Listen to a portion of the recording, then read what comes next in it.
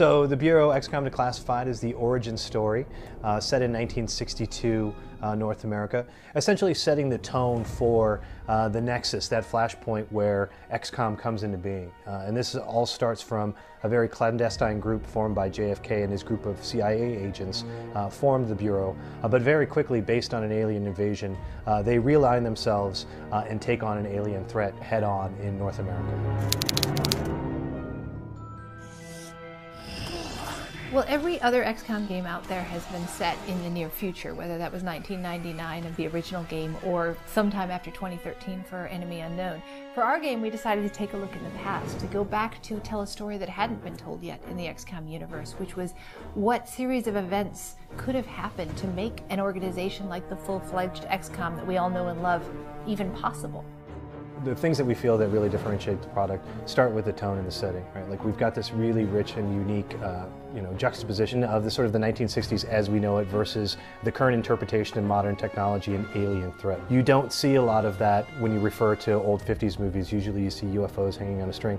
You're coming off of this decade of the 50s where your average guy could work 40 hours a week and have 2 cars and a nice house.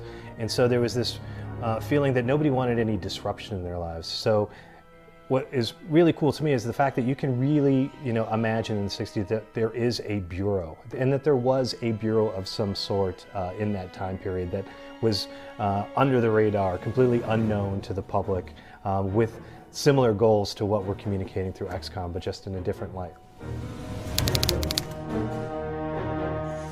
Well, over the course of development, we started in first person, and then we kept iterating towards trying to make sure that the parts of the game that were working better and better, and the parts of the game that weren't working, we were willing to change.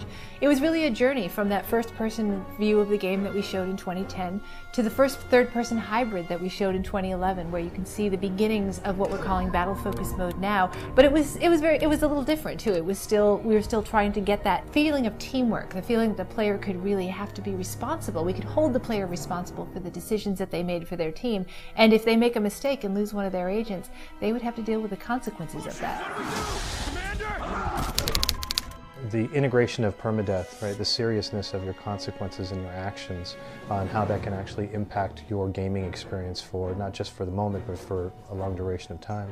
And I think that it's been a powerful tool for us as we're sort of engineering and designing levels, as well as providing a real motivation to the player for utilizing the tactics and tool sets that we make available. You want the player to feel that the game is treating them fairly and not cheating them in the event that they lose a character because of poor design decisions. So when you introduce something like permadeath, it affects everything from the way that you engineer your levels, the way that you introduce characters, and you constantly have to be cognizant of where the player is in terms of their leveling and skill set at that particular time.